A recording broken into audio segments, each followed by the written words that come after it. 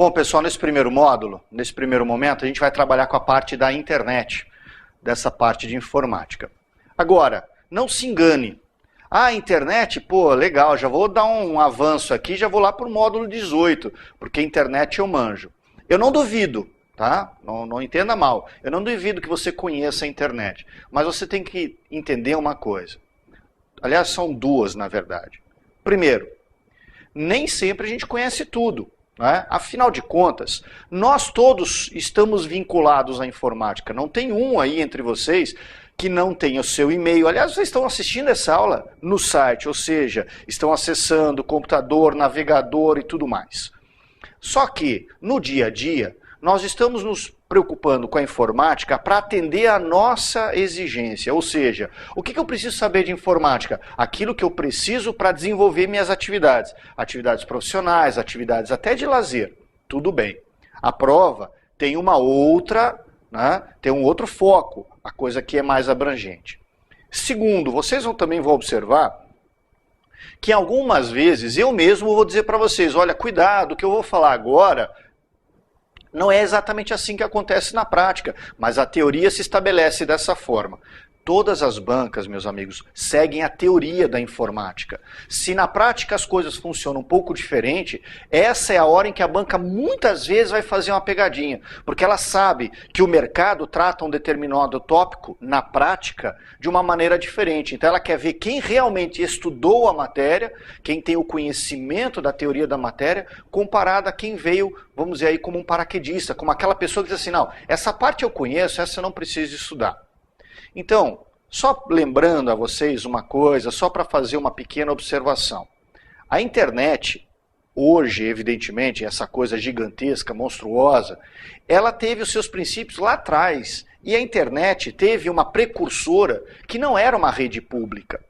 A internet, ela é uma rede cuja precursora chamava-se ARPANET, era uma rede privada. E mais do que isso, uma rede para as forças armadas do governo americano. A ideia rapidinha é esta. No auge lá da Guerra Fria, mais de 50 anos atrás, o governo americano está muito preocupado, galera, com um detalhe.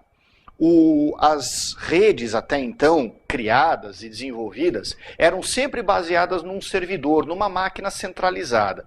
Ora, pessoal, vocês sabem, quando você tem uma máquina centralizada cuidando de toda a rede, tem uma regra. Se essa máquina for derrubada, se essa máquina parar de funcionar, a rede inteira para de funcionar. Então o governo americano estava preocupado que os tais soviéticos, na época, chegassem ali no território, derrubassem o servidor e tudo ia para o buraco. Então o que eles desenvolvem? Desenvolvem conscientemente. Tem uma história aí que se fala muito que a internet foi descoberta por acaso. Não é bem assim, não. Então, eles desenvolvem uma rede, e desenvolvem uma rede descentralizada, ou seja, e a internet é assim até hoje, não é? A internet não está calcada num computador central que cuida do mundo inteiro. Os computadores que estiverem ligados e conectados conversam entre si, comunicam-se. Os que estão desligados temporariamente estão fora dessa conversa. E a cada hora um computador é ligado aqui e outro computador é desligado ali. Outra coisa, pessoal, e agora vem uma coisa muito importante, que é o seguinte. Vocês conhecem o termo, claro, e conhecem a própria internet, e também conhecem o termo intranet.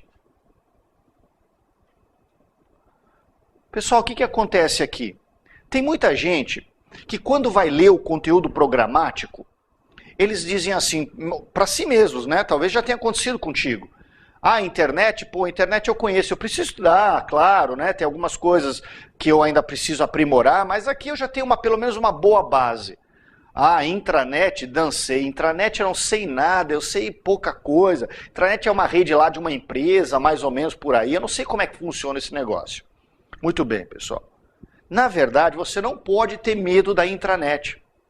Porque o concurso público que aborda a matéria de um certo ponto de vista superficial, certo ponto de vista, não se aprofunda muito nas diferenças. Qual é a grande, absoluta diferença que você tem que saber?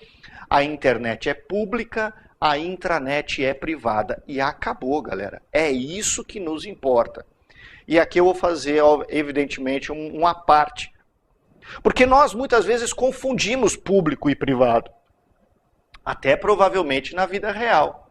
Ora, se você pensar nessas aulas que você está assistindo agora, essas aulas são objeto público ou são objeto privado? Essas aulas, meus amigos, são objeto público. Esta exata aula que você está assistindo agora é uma aula pública. Você vai dizer, poxa vida, mas eu tive que me inscrever aqui na área VIP, né? Eu tive que seguir um certo procedimento, ter um contrato de execução, e então não é todo mundo que pode acessar, e o público é todo mundo. Mas galera, todo mundo pode acessar esta aula. Essa aula não está proibida para o acesso de ninguém. Essa aula, tal qual o cinema, você pagou o ingresso para assistir, né? Mas você tem o direito de comprar o ingresso e assistir o filme lá no cinema. Você não, a não ser, é claro, que você seja menor de 18 anos ou o filme é proibido, mas aí são outras regras, né? O cinema está lotado, não tem mais lugar, mas você pode comprar para a próxima sessão. Muita gente diz assim, a partir do momento que tem que pagar, é privado. Não é não, galera. Tá? A sua casa, sua residência, é um local certamente privado. E, a não ser que eu esteja enganado, você não cobra ingresso para as pessoas entrarem na sua casa. Né? Bom, de repente estou dando ideia para você. Você não fala assim, não, quer entrar na minha casa? R$10, senão não vai entrar. Não é bem assim. Então veja, sua casa é um ambiente privado, onde não há custo. O cinema é um lugar público e existe um custo embutido. E aí a gente já mata essa questão. Não é a grana que tem a ver. Nem a senha de acesso. Ah, porque você se inscreveu no VIP, né, você assinou o contrato, você cumpriu sua parte, recebeu uma senha de acesso e aí você pode acessar o conteúdo. Também não é a senha que garante a ideia de privado. Agora, o teu e-mail, o conteúdo da sua caixa postal, você acessa por senha. Esta senha, sem dúvida alguma, se habilita para um universo privado. Porque, galera, o serviço de e-mail é público. O serviço. Eu posso ter um e-mail, você pode ter um e-mail, ou 2, ou 3, ou quantos você quiser. Né? O serviço é habilitado para todos nós. Mas a sua caixa postal e o conteúdo interno a ela, isto não é público. Ninguém pode, legalmente falando, é claro, entrar na sua caixa postal e decidir fazer alguma coisa ali, ler a sua correspondência, mandar uma correspondência em seu nome, evidentemente. Então veja, nesse caso tem senha e é privado. No caso aqui do VIP, tem uma senha de acesso, mas o serviço é considerado público. Então, galera, óbvio, né? Dinheiro e senha não são ou não devem ser considerados. O que nós determinamos como inter e intranet? A internet é uma rede de conteúdo público. Leia-se, né? Interprete-se inteiramente público, enquanto a intranet é uma rede privada. Mas ambas se apoiam nos mesmos protocolos e serviços. Protocolos a gente vai falar daqui a pouquinho. Os serviços de inter ou de intranet vocês conhecem, né? Download, né? E-mail, o acesso às páginas, ao conteúdo. Tudo isso você tem na inter e tem na intranet. A intranet é uma rede privada, uma rede local. Geralmente está vinculado ao quê? A melhor ideia que você faz é justamente essa, a rede de uma empresa. Uma empresa que ocupa lá o seu prédio de meia dúzia de andares, tem uns 50 terminais, 50 equipamentos conectados entre si. Ora, eu pergunto a você, qualquer um de nós pode acessar a rede de uma determinada empresa? Evidentemente que não, apenas se o acesso nos for concedido. E ele nos é concedido sob quais critérios? Os critérios do dono do negócio. Não é que você paga para acessar ou não paga para acessar. O dono daquela rede, o seu administrador, decide e define quem acessa. E mais, galera, isso é óbvio, você também sabe disso, mas é bom a gente falar o óbvio. Numa intranet, não só o administrador conduz as tarefas de forma a decidir quem tem acesso e quem não tem, como quem tem acesso não necessariamente terá acesso a todo o universo. Ora, se você me convida aí à sua residência e eu aceito o convite, não é porque você me convidou que eu posso entrar na sua casa e sair por aí, né? Vou lá no seu quarto, dou uma descansada na sua cama, tomo um banho, uso a sua toalha. Não é assim que as coisas funcionam, né? Você pode não gostar disso. Então, você diz, olha, na teoria, né? Olha, Renê, bem-vindo à minha casa, legal e tal. Só que é o seguinte, na minha casa, sua área de atuação é aqui, ó, sala de estar, sala de jantar e lavabo. Esse é o universo que você pode acessar na minha residência. A gente não se comunica assim normalmente com as pessoas, mas na estrutura de uma intranet é assim que as coisas funcionam. Mas voltando a falar então sobre a intranet vai sendo colocada aos poucos. Qual é o grande negócio da internet? Ela é a rede mundial, né? Aliás, os endereços de internet começam com a definição de rede lá de www, que todo mundo sabe que significa a rede mundial de computadores, né? A World Wide Web, né? A rede mundial simplesmente. O que é legal? Se você está aqui no Brasil, se você estivesse na Rússia, se você estiver na Islândia, se você estiver nos Estados Unidos ou na Turquia, ou em qualquer outro lugar do mundo, você tem condições de acessar a internet. Basta o que para isso? Um computador, evidentemente, de qualquer modelo, e um tipo de conexão qualquer da internet. Não importa se você usa um computador antigo e uma conexão de escada, ou se você tem algum modelo de banda larga e um computador baseado em Linux, ou baseado em Windows ou em Macintosh, você acessa a internet. Isso, meus amigos, porque a internet tem uma característica fundamental. Ela é uma rede universal, mais do que mundial. Ué, mas qual é a diferença então de mundial e universal? Universal é ao acesso de todos. Se em Cuba, se na China ou na Coreia do Norte, os governos de uma certa forma restringem até certo ponto o acesso, isso é um problema político, é um problema social. Isso não é um problema técnico ou tecnológico que seja. Então, meus amigos, vejam vocês. Esse é o cara. Vejam lá. Protocolo TCP/IP. Todo mundo já ouviu falar dele, mas as pessoas nem sempre conhecem muito bem. Vejam as duas regras do protocolo TCP/IP. A gente já explica em detalhes. Primeiro, o protocolo é universal, e é isso que garante o conceito anterior.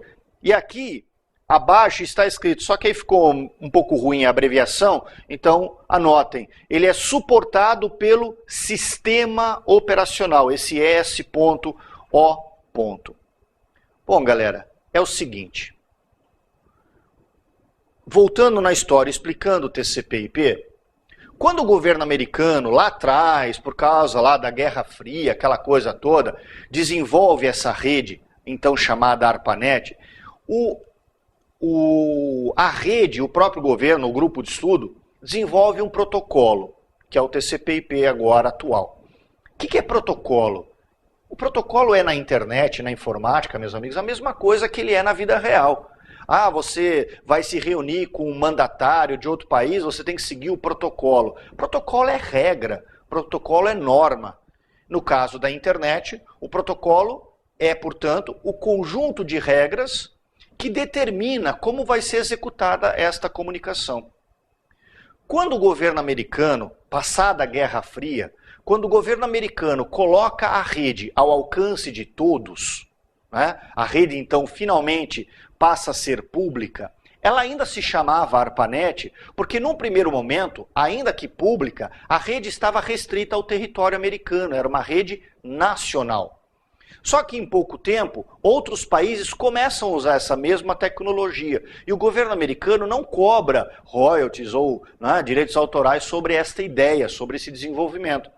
O governo americano, mais ou menos, diz assim, olha, vocês aí dos outros países, vocês querem usar a rede que eu criei? Legal, fiquem à vontade. Podem se integrar à rede, só tem uma regra. Vocês são obrigados, se quiserem se integrar à minha rede, vocês são obrigados a incorporar nos seus sistemas os mesmos protocolos que eu criei, o tal do TCP/IP. Então, se você quiser desenvolver sua própria rede, fique à vontade, mas para usar a minha tem que ser do meu jeito. Pode parecer um pouco arrogante, mas sinceramente, e no final, isso acabou sendo muito útil. Por quê?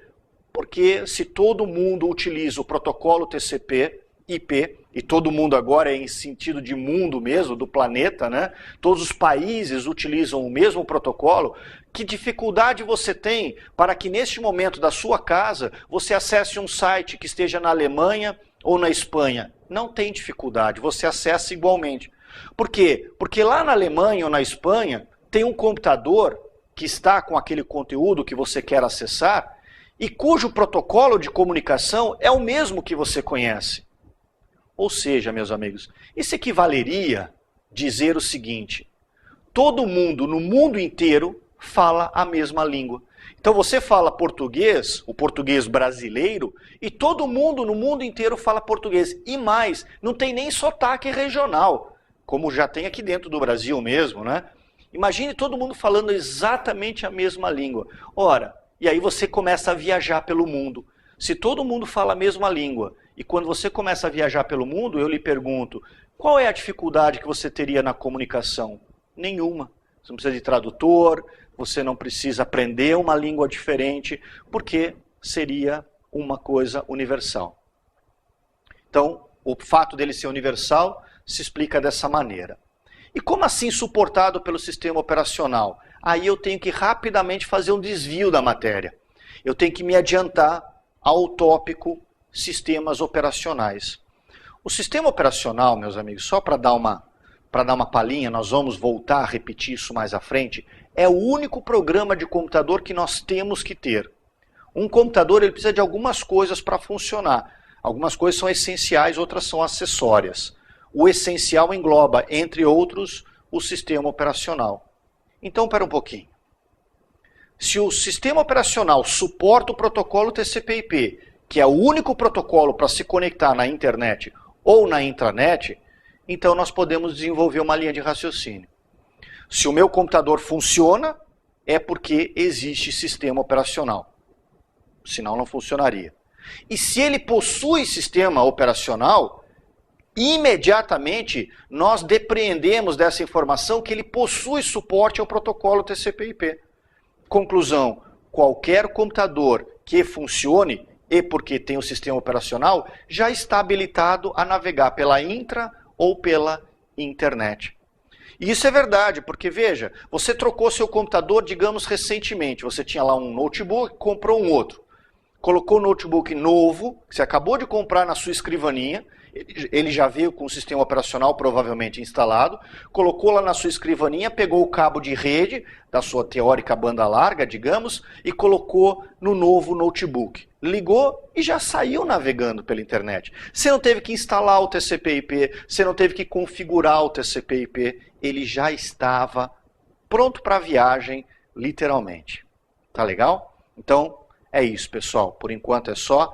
Daqui a pouco a gente vai para o segundo módulo. Até já.